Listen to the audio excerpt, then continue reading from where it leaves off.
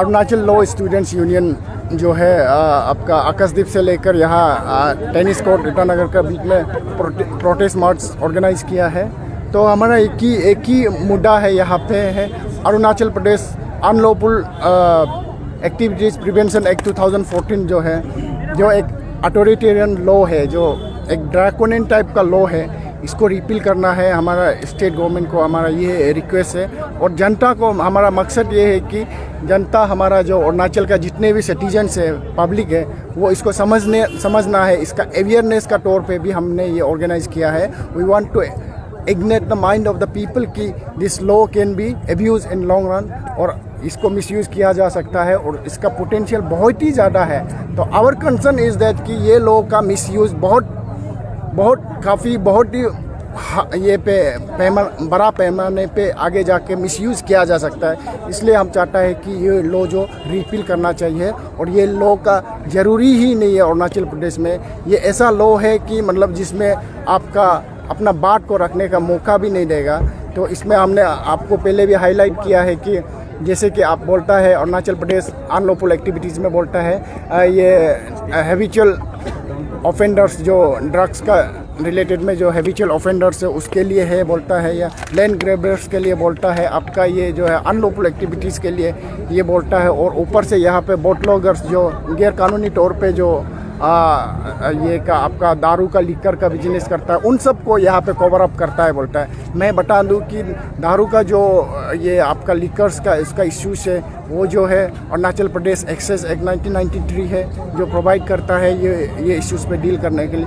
आप एनवायरमेंटल डिप्रेडेटर का बात करता है, एनवायरमेंटल डिप्रेडेटर को डील करने के लिए एनवायरमेंटल प्रोटेक्शन एक्ट है और फॉरेस्ट कंजर्वेशन एक्ट है, दुनिया भर का लेजिस्लेशन है जिसका तहत अब जो है कानूनी तौर पे ये कार्रवाई किया जा सकता है। और लैंड ग्रेबर का बात करेगा तो आपका पब्लिक प्रीमियज प्रोटेक्शन एक्ट 1980 है जिसका तौर पे अगर कोई पब्लिक प्रीमियज को डैमेज करता है तो उसमें एक्शन लिया जा सकता है, वो लेजिस्लेशन है। उसके बाद अनऑथोराइज ऑक्यूपेंट ये इवेक्शन एक्ट 2003 में है, property damage and loss act 2020 में है, बनाया है अरुणाचल गवर्नमेंट ने। ये सारा लॉस जो है जो प्रॉपर्टी ग्रेबर्स को डील कर सकता है और उससे छोड़ के आप बोलता है बोलने से अनलॉफुल एक्टिविटीज़ का बात करता है बोलने से IPC है, इंडियन पेनल कोड है, उसमें आप बोलता है कि कोई किसी को धमकाएगा या साइकोलॉजिकल फियर जो ये करता है बोलता है, इसमें आपका है ये पब्लिक किसी को क्रिमिनल इंटिमिडेशन होगा तो उसमें IPC का सेक्शन है। पब्लिक नॉइसेंस क्रिएट करेगा उसका IPC का सेक्शन है, पेनल्टीज है। लॉफुल ऑर्डर को पब्लिक का गवर्नमेंट का लॉफुल ऑर्डर को अथॉरिटी का लॉफुल ऑर्डर को डिसओबे करेगा उसमें IPC में प्रोविजंस है। किसी का ट्रेसपास करेगा, किसी को मारेगा पीटेगा, किसी को फोर्सफुल करेगा, everything is deal by IPC। तो अनलॉफुल एक्टिविटीज़ डेफिनेशन देके आप दुनिया भर का चीज़ को एक वैग मतलब अनक्लियरिटी वाला एक डेफिनेशन देके उसमें सिविल लिबर्टीज़ को, फ्रीडम ऑफ स्पीच को, एक्सप्रेशन को और पब्लिक का सिविल लिबर्टीज़ को कर्टल करने वाला जो है काम करेगा, ये पब्लिक इंटरेस्ट में नहीं है। हम सरकार से यही रिक्वेस्ट करता है इसको रिपील करना है। और आप बोलता है कि आपका ये एक जो अपोआपा एक्ट जो है सोसाइटी को एक डिसिप्लिन करने के लिए दुनिया भर का हमने अभी गिन के बताया है। तो आप समझना पड़ेगा कि दिस इज़ रॉन्ग कॉन्सेप्ट, आप गलत बात कर रहा है। ये बिल्कुल ये जस्टिफाई नहीं है कि ये सोसाइटी को डिसिप्लिन कर रहा है बोल के। इससे पहले भी अरुणाचल बहुत डिसिप्लिन सोसाइटी चलता था और सोसाइटी अरुणाचल का आप ट्रैक रिकॉर्ड देखिए, अरुणाचल में आपका क्लियर कट है कि अरुणाचल को हर किसी कोई बोलता है कि ये जो है पीसफुल स्टेट है, we don't have any outfit organisation originate from this state. Arunachal का होम ग्राउंड से कोई ऐसा ऑर्गेनाइजेशन नहीं है जो देश का स्वतंत्रता और अखंडता का खिलाफ बात करने वाला, ऐसा कोई ऑर्गेनाइजेशन नहीं है। That means we are peace loving state and we are peaceful state and we don't need such draconian law. और आप हमारा लेजिस्लेचर और कैबिनेट को, स्टेट कैबिनेट को हम ये बोलते हैं कि आप अगर सख्त कार्रवाई प्रिवेंटिव डिटेंशन का बात करता है तो आप CRPC 151 को अमेंड कीजिए, जैसे महाराष्ट्र गवर्नमेंट ने अमेंड किया है। 24 आवर्स से भी ज़्यादा डिटेन करने का एक प्रोसीजर में वो लाता है, उसको CRPC का 151 को प्रिवेंटिव डिटेंशन का उसको थोड़ा सा अमेंड करके उसको सख्ती बनाई है। उसके बाद में बाकी जो नेशनल सिक्योरिटी का बात करेगा उसके लिए तो प्रिवेंटिव डिटेंशन लॉ है, ये नेशनल सिक्योरिटी एक्ट 1980 है। उसके बाद अनलॉफुल एक्टिविटीज़ प्रिवेंशन एक्ट 1967 जो पार्लियामेंट ऑफ इंडिया का पास किया वाला, उसमें क्लियर कट है आप किस हिसाब से उसमें अनलॉफुल एक्टिविटीज़ एक्ट 1967 में आप देखिएगा there is a schedule of organisation जो अनलॉफुल ऑर्गेनाइजेशन डिक्लेयर किया वाला है। अरुणाचल का कोई ऐसा ऑर्गेनाइजेशन नहीं है जिसको अनलॉफुल एक्टिविटीज़ एक्ट 1967 का शेड्यूल का तहत अनलॉफुल डिक्लेयर किया वाला गया है।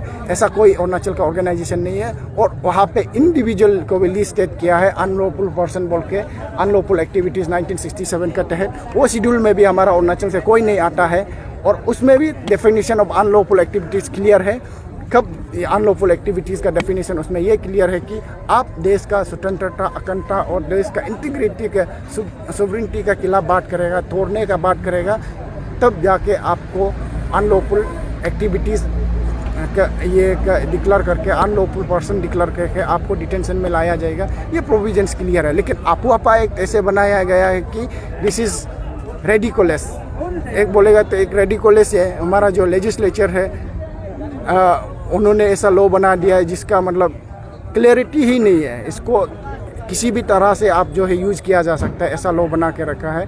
और दिस इज़ आप अच्छा से देखेंगे तो this is just a copy paste of national security act 1980।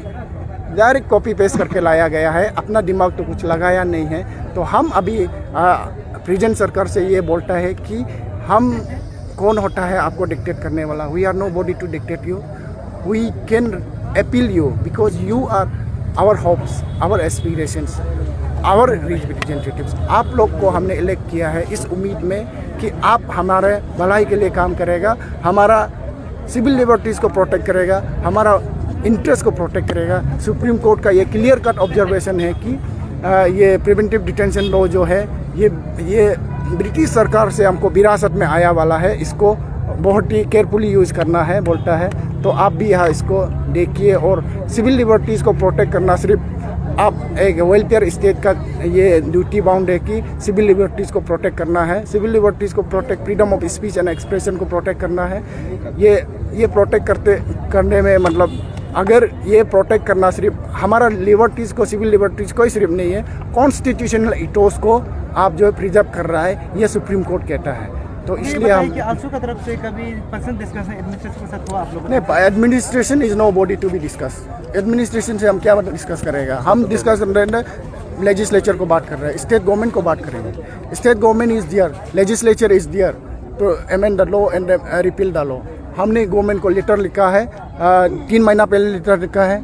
We have written to the chief minister, we have written to the 60 MLAs, 60 MLA को सबको लेटर लिखा है। We have appeal the people also to write dear legislature, ये issue में लिखो बोल के हमने अपील भी किया है। If people are not coming stand up for this issue, we are nobody to be question. हम लोग को नहीं बोलना है blame, we are nobody to be blame. हमने अपना ड्यूटी किया, we are doing our job and we have done our job.